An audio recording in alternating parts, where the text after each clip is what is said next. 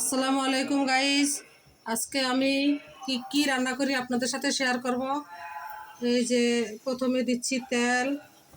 এখন আমি এই যে করলা দিয়ে পেঁয়াজটা একটু ভাজা ভাজা করে নিব। গাইস, আমার পেঁয়াজটা লাল হয়ে গেছে, মানে বাদামি কালার হয়ে গেছে। এখন আমি করলাটা দিয়ে দিব।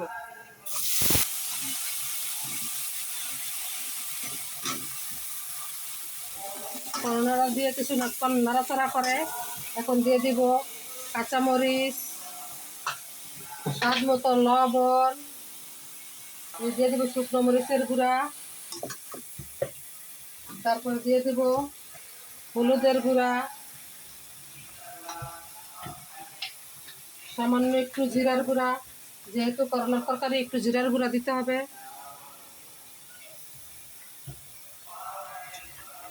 এখন কিছুক্ষণ নাড়াচাড়া করব। এর মধ্যে দিয়ে দিব রসুন বাটা।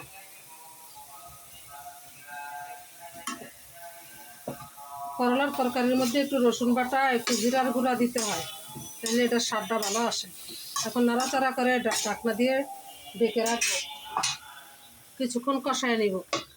এটা কি অবস্থা, এই যে এখন একটু পানি লাগবে। আমি পরিমাণ মতো একটু পানি দিয়ে প্রথমে একটু কষায় নিলাম লবণটা তরকারি খাওয়ার জন্য। এখন পরিমাণ মতো একটু পানি দিয়ে দিলাম। পানি তরকারিটা ধোসাক সিদ্ধ হোক, করলাটা আর আলুটা সিদ্ধ হোক। এই সময় আমরা চলে যাই মাছটা কষানোর জন্য। যেহেতু আমি শিং মাছ দিয়ে করলা দিয়ে রান্না করব, তখন শিং মাছটা একটু কষায় নিই।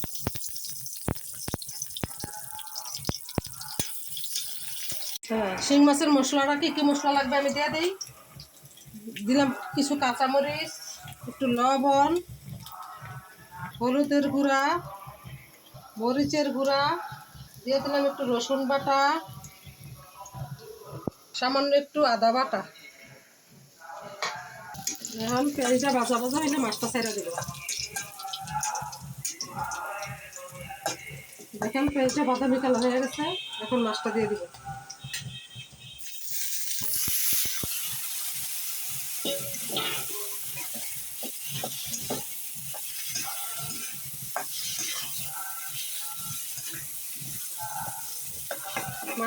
মাছটা কষানো হলে তরকারির সাথে মিক্স করে দিব, তখন আবার আপনাদের দেখাবো।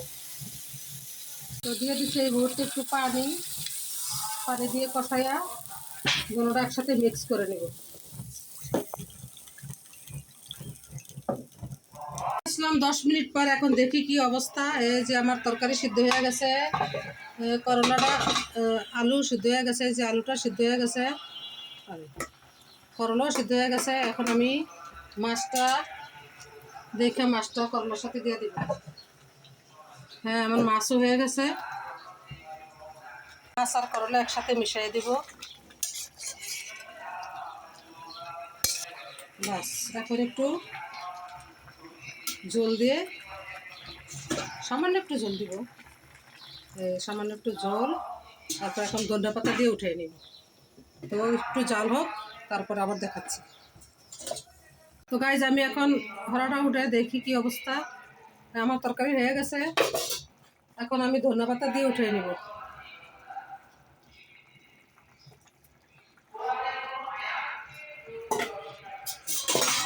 ধনিয়া পাতা দেওয়া হয়ে গেছে। শীতের তরকারির ধনিয়া পাতাটাই মজা। এখন আমি উঠিয়ে নিব, একটু ঝোল রাখবো, যেহেতু শিং মাছ দিয়ে করলা দিয়ে রান্না করছি, একটু ঝোল হলে মজা হয়। তো গাইজ, আমি এখন তরকারিটা ঢেলে নিব বাটিতে।